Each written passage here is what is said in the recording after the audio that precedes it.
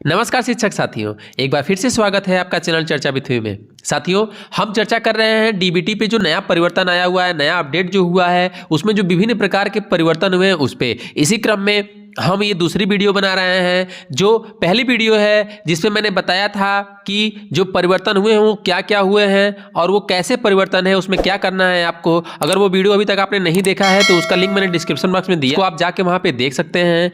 और आज वीडियो को आगे शुरू करें उससे पहले हम बता दें कि यदि यह परिवर्तन या यह जो अपडेट हुआ है डीबीटी में, अगर वो आपको नहीं दिखा रहा है तो उसके लिए सबसे पहले डाटा को क्लियर कर लें, प्रोफाइल को अपने क्लियर कर लें। प्रोफाइल जब क्लियर कर लेंगे और उसके बाद पुनः लॉगिन करेंगे तो वह निश्चित रूप से आप में दिखाई देने लगेगा। उसके बाद जो इसमें परिवर्तन हुए हैं उसको आप देख सकते हैं।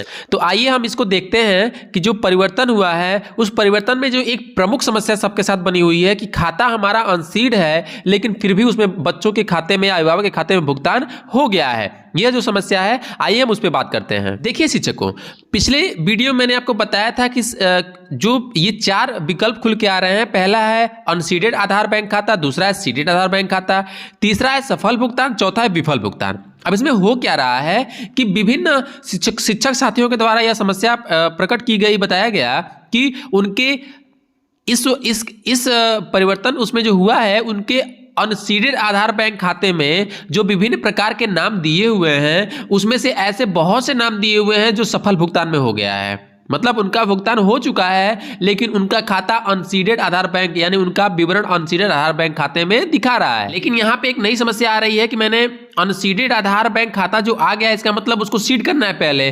15 तारीख को सर्वेंद्र विक्रम बहादुर जी का जो आदेश आया हुआ है, उस आदेश में भी अक्षर से लिखा गया है कि भुगतान केवल सीडेड आधार बैंक खाते में ही किया जाएगा।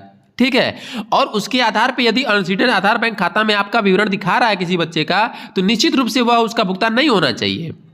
अब अगर जो समस्या आप कहेंगे जब नहीं होना चाहिए तो हो कैसे गया है, तो इसका कारण एकमात्र ये है कि जो इस बिंदु पे अभी चर्चा करें उससे पहले मैं आपको बता दूं कि मैंने बताया था कि अनसीडेड आधार बैंक खाते में सबसे पहले आपको उस अभिभावक को सूचित करना है कि आपका जो खाता है वह आधार से लिंक नहीं है। तो पहले उसको लिंक करा लीजिए और आके मुझे सूचित कराइए, और उसको मैं यहाँ पे फिर क्या करूँगा, सीड वाले कॉलम में जाके, और मैं उसको जब यहाँ पे क्या करूँगा, हाँ करूँगा, तो वो आगे बढ़ेगा। लेकिन अब जब आप कहेंगे कि समस्या ये अनसीडेड में दिखा रहा है लेकिन बच्चों का भुगतान हो जा रहा है तो मैं क्यों करूँ, यह केवल इसलिए हो रहा है शिक्षकों कि यह तकनीकी रूप से, यानी तकनीकी समस्या से ये तो हो सकता है कि आपका जो आधार सीडेड हो लेकिन वह अनसीडेड वाले कॉलम में चला जाए। ये हो सकता है कि आधार बैंक क्या हो, अनसीडेड हो, आधार बैंक सीडेड हो और वो अनसीडेड वाले कॉलम में इसमें चला गया हो और उसमें दिखा रहा हो और इसका भुगतान हो गया हो। ये हो सकता है कि उसका बैंक खाता आधार से लिंक हो और उसमें भुगतान हो गया हो लेकिन वो दिखा रहा हो इसमें, ये हो सकता है। लेकिन ये बिल्कुल भी नहीं हो सकता है कि उसका आधार उसके बैंक खाता से लिंक न हो और उसका भुगतान हो गया हो। जब तक उसका आधार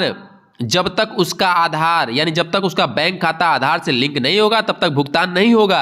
इसको आप क्लियर कर लीजिए। अब ये जो आप कहेंगे तब ये इसमें क्यों चला गया, अनसीडेड वाले में क्यों चला गया है और उसका भुगतान कैसे हो गया है, उसका एकमात्र कारण ये है कि उसका आधार से उसका खाता लिंक होगा लेकिन तकनीकी त्रुटि की वजह से, ऐप में त्रुटि की वजह से अनसीडेड में चला गया होगा।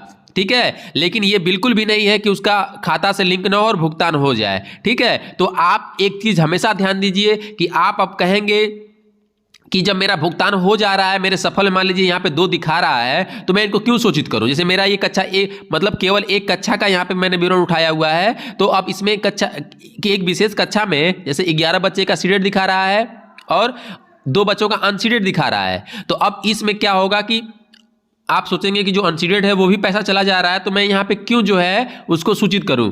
नहीं, बिल्कुल नहीं करना है। आपको सभी को सूचित करना है, आपको सबको बताना है कि देखिए आपका जो है आधार आपके खाता से लिंक नहीं है। ठीक है, अब वो हो सकता है कुछ अभिभावक आपसे कहें कि अरे गुरुजी हमारे खाते में तो पैसा चला गया है, तो आप उसे कहेंगे ठीक है कोई बात नहीं, तब आपका खाता जो है वहां पे आपने बाद में लिंक करा दिया होगा, इस वजह से चला गया है पैसा।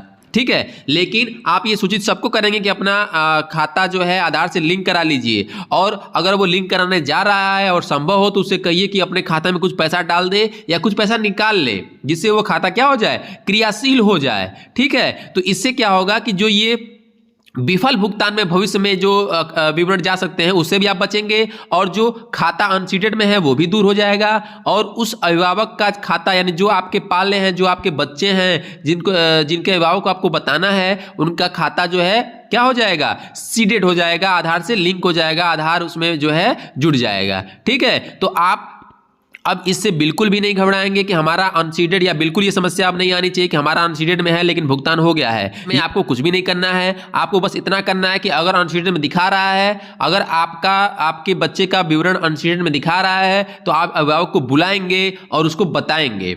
ठीक है, अब भुगतान हो रहा हो ना हो रहा हो वो पहले आप नहीं सोचेंगे, पहले उसके बैंक अकाउंट से उसके आधार को लिंक करवाइए। ठीक है, अगर लिंक है, अगर भुगतान हो गया है तो इसका मतलब लिंक है, लेकिन गलती से इसमें चला गया है तो उसको आप परेशान उसको लेके नहीं होंगे। आप बस इतना करेंगे कि जितना भी अनसीडेड में जा रहा है आप उसको अभिभावक को बुला के उसको सूचित ही करेंगे। ठीक है, तो इस वीडियो में हमने इस बिंदु पे चर्चा किया कि अगर अनसीडेड में दिखा रहा है और विभिन्न अभिभावकों के खाते में पैसा भी चला गया है तो ये क्या है। इस वीडियो को देखने के बाद यह समस्या दूर हो गई होगी। ऐसे अन्य वीडियो के लिए हमारे चैनल पर बने रहेंगे। अभी तक आपने हमारे चैनल को सब्सक्राइब नहीं किया तो जल्दी से सब्सक्राइब कर दें।